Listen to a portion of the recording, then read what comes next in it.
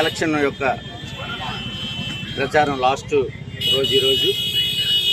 మరి ఈరోజు నియోజకవర్గం మొత్తం మీద ఒక 2000 బైకులతో సుమారు 4000 మంది టోటల్గా తెలుగుదేశం ప్రభుత్వం రాష్ట్రంలో రావాలని, అలాగే ఈ సిటీలో అన్ని నియోజకవర్గాలు కూడా తెలుగుదేశం పార్టీ గెలవాలని, ముఖ్యంగా తూర్పు నియోజకవర్గం అనేది వెలపూడి రామకృష్ణబాబు గారు మంచి మెజార్టీతో ఈ నియోజకవర్గంలో గెలుస్తారు, ఇంకా భారీ మెజార్టీతో గెలవాలని ఆశిస్తూ, అలాగే ఎంపీగా శ్రీభరత్ గారిని కూడా గెలిపించుకోవాలని ఎంతో కష్టపడి ఇన్ని రోజులు పనిచేశాం.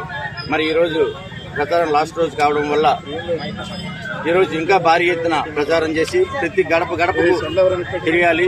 ఎందుకంటే తటస్థులు చాలా మంది ఉన్నారు. అందరూ ఈ ఎలక్షన్లో ఓటు వేయడానికి దయచేసి బయటికి రండి. ఎందుకంటే ఇప్పటి వరకు 5 సంవత్సరాలు ఏదైతే పరిపాలన మనం చూసామో ఆ పరిపాలనకు ఈరోజు ఇది మెమరాండం. ఎందుకంటే ఈరోజు తెలుగుదేశం ప్రభుత్వం మీద ఎన్నో ఆశలు ఉన్నాయి ప్రజలకు. మరి ఆ రోజు రాష్ట్రం విడిపోయినప్పుడు చంద్రబాబు నాయుడు గారు ముఖ్యమంత్రిగా కావాలని అనుభవజ్ఞుడు, అతనే మనకు మంచిగా పరిపాలిస్తారు, మన రాష్ట్రాన్ని అభివృద్ధి చేస్తారన్న ఉద్దేశంతో ఆ రోజు మనం అతన్ని ముఖ్యమంత్రిగా ఎన్నుకోవడం జరిగింది. మరి అలాంటి పరిస్థితుల్లో ఒకసారి ఛాన్స్ ఇస్తే బాగుంటుందని చెప్పి జగన్మోహన్ రెడ్డి గారి మధ్యలో రావడం జరిగింది. మరి ఆ రోజు చంద్రబాబు నాయుడు గారు వేసిన ఏదైతే అభివృద్ధి ఫలాలు ఏవైతే ఉన్నాయో ఈ 5 సంవత్సరాలు అయితే మనం పొందలేకపోయాం. ఎందుకంటే ఈ గవర్నమెంట్ తాలూకా సిస్టమ్ అనేది వేరే విధంగా ఉండింది. మరి ఈరోజు రాష్ట్రానికి ఒక రాజధాని లేదనుకుంటే చాలా సిగ్గుచేటు. మరి అలాంటి రాజధానిని ఈరోజు మనం నెలకొల్పుకోవాలన్నా, ఈరోజు నిరుద్యోగ యువతకు ఉద్యోగాలు రావాలన్నా, ఈరోజు ఆంధ్రప్రదేశ్లో మౌలిక వసతులన్నీ కూడా సర్వనాశనం అయిపోయాయి.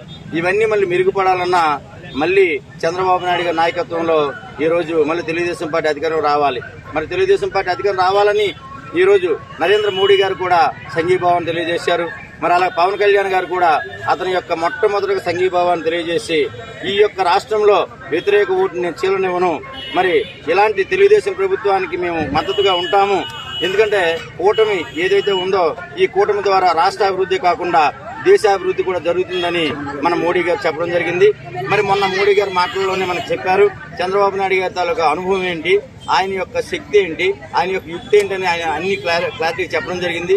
మరి ఈ ప్రభుత్వం మీద ఏమేం జరుగుతున్నాయి, ఈ రాష్ట్రంలో ఏం జరుగుతున్నాయి కేంద్ర ప్రభుత్వానికి తెలుస్తాయి కాబట్టి ఆయన నోటి ద్వారా ఆయన అన్ని విషయాలు కూడా ఈ రాష్ట్ర ప్రభుత్వం గురించి చెప్పడం జరిగింది.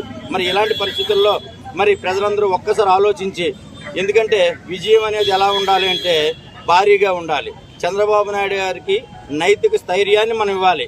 అతనికి ఏదైతే మెజారిటీ ఇస్తామో అది 140 పైచిలుకు సీట్లు ఎప్పుడైతే మనకు వస్తాయో, అలాగే మన తాలూకా ఎంపీ సీట్లు ఏవైతే ఉన్నాయో అది 20 దాటి మనం ఎప్పుడైతే మనం ఎంపీ సీట్లు కూడా గెలిపించుకుంటామో మన రాష్ట్రానికి రావాల్సిన ప్రత్యేక ప్యాకేజీ ఏదైతే ఉందో ఆ ప్రత్యేక ప్యాకేజీని చంద్రబాబు నాయుడు గారు మళ్ళీ తీసుకొని రాగలుగుతారు.